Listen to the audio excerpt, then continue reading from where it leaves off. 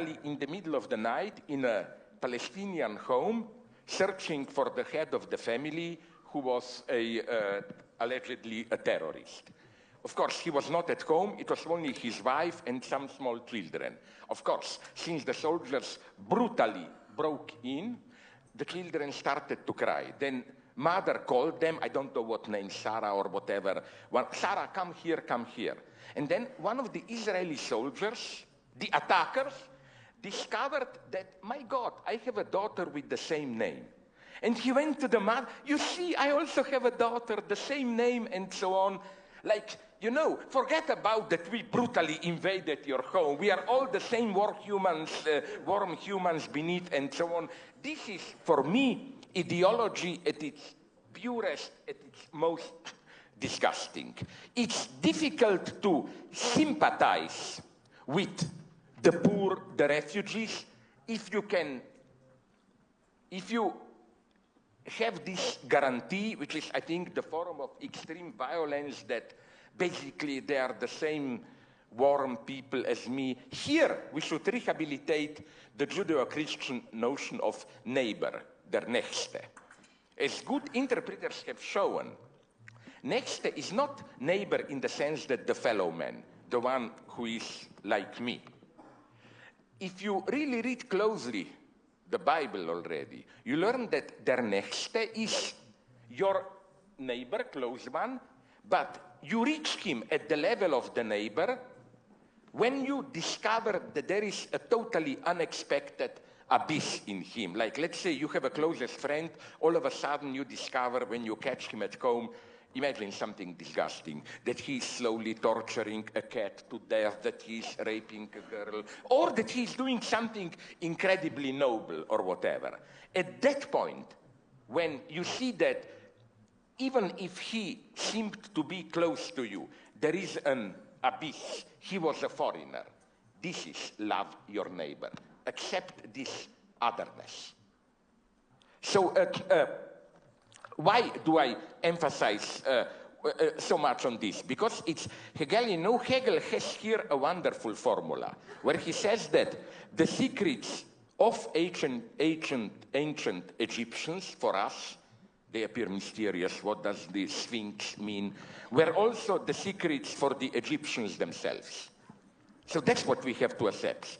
We cannot understand them not because they have some evil inner essence, but because they don't understand. They are foreigners to themselves, we are foreigners to ourselves, and so on and so on.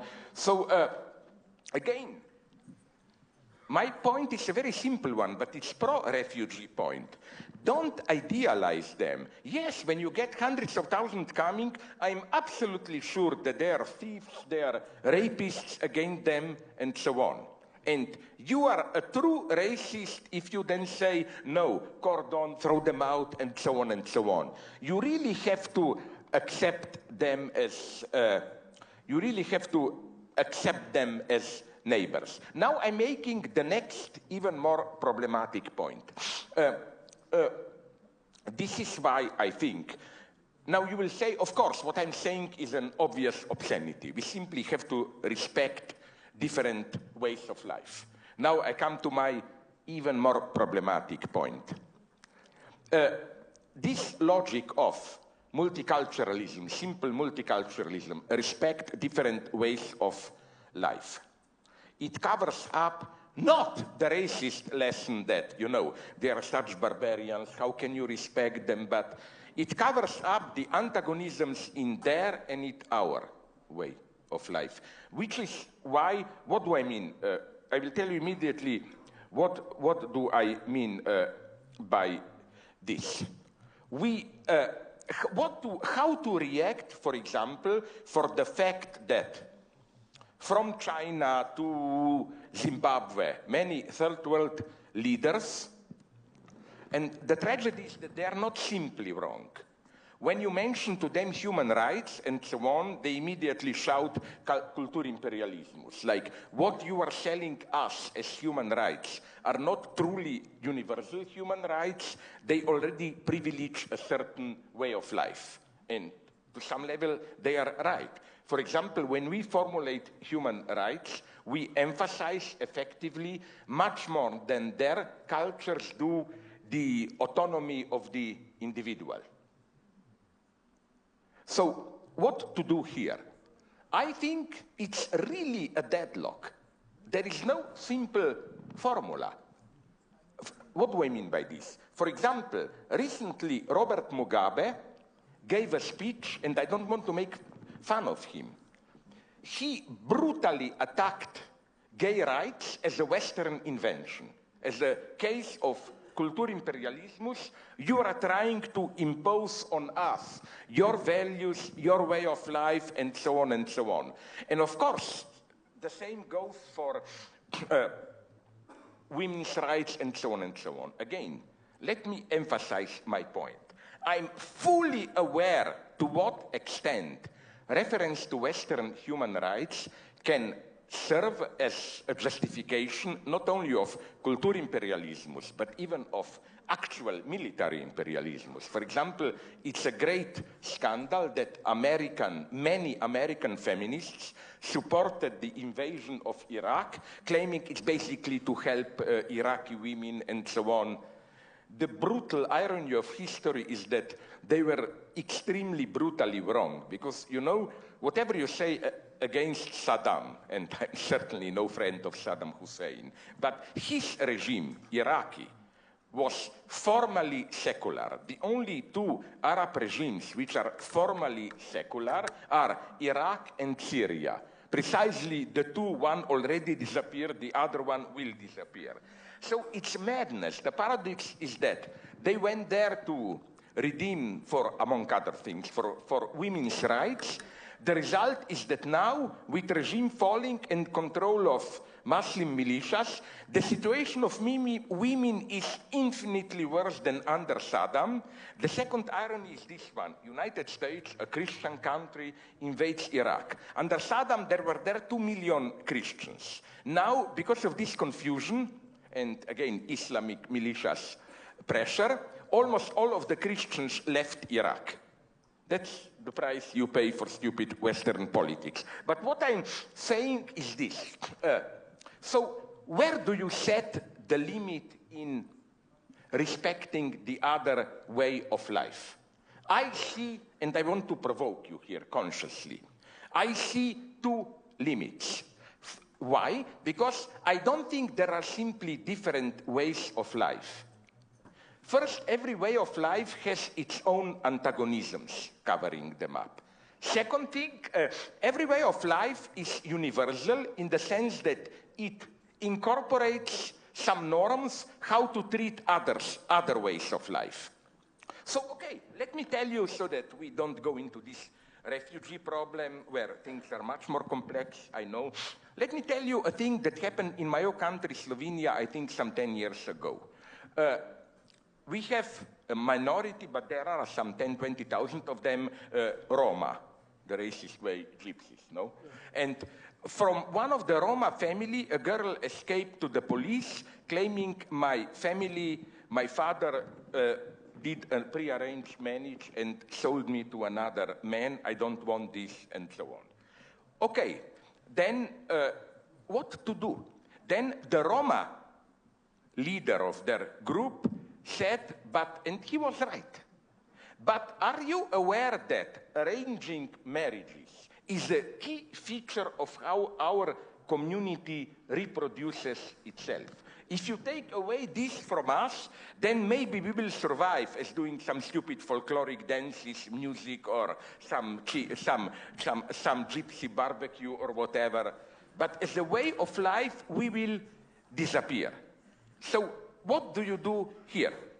He's totally right to claim that if you protect the girl, you don't respect their way of life. Again, what do you do here? And here, this is what idiots call Pegida moment. I think that we should just, when they accuse me of defending Western rights, no, I don't mean Christianity and oppression and so on.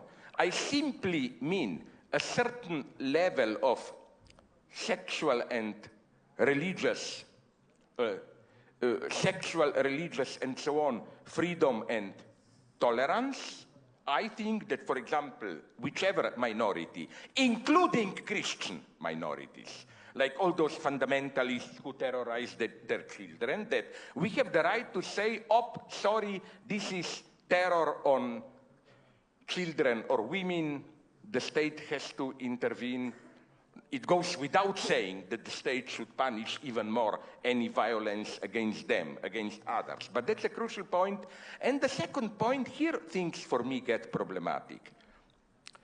The problem for me with different ways of life is that what if one way of life finds intolerable some features in another way of life? Like, what if they find intolerable homosexuality and publicly attack it and so on?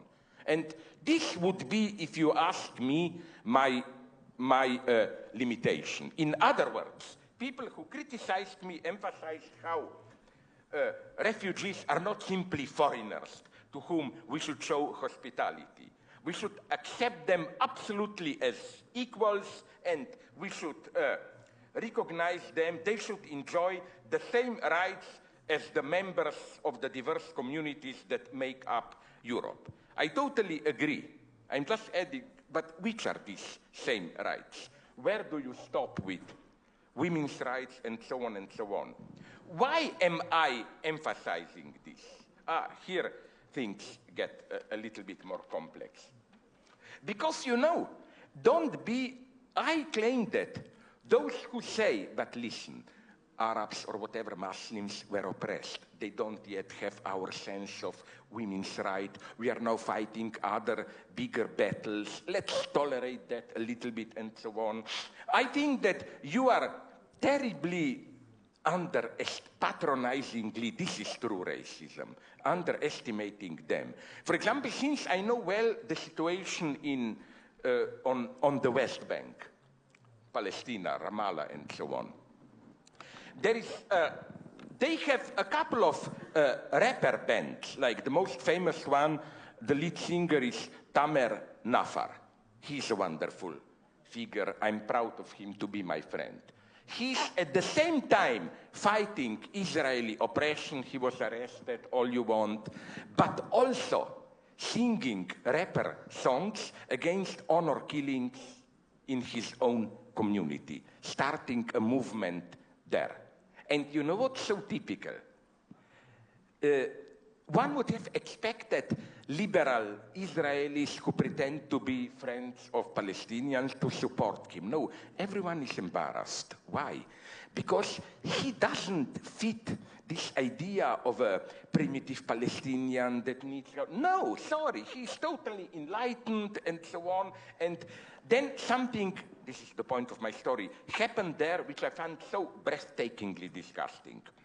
This guy, Tamer Nafar, gave recently a talk, I think it was UCLA, some big American campus, and he sang a couple of songs, among others also this song protesting honor killings. Of course, there were stupid pseudo-radical leftists there who attacked him immediately, claiming that, but you know, even if Palestinians are doing these honor killings of their women who allegedly betray them, they are doing this only because of Israeli oppression. We shouldn't mention this now, and so on. And you know what he said? A friend of mine recorded his answer. It's a beautiful one. To his critics there. When you criticize me, you criticize my own community in English to impress your radical professors. I sing in Arabic to protect the women in my own hood, and so on and so on.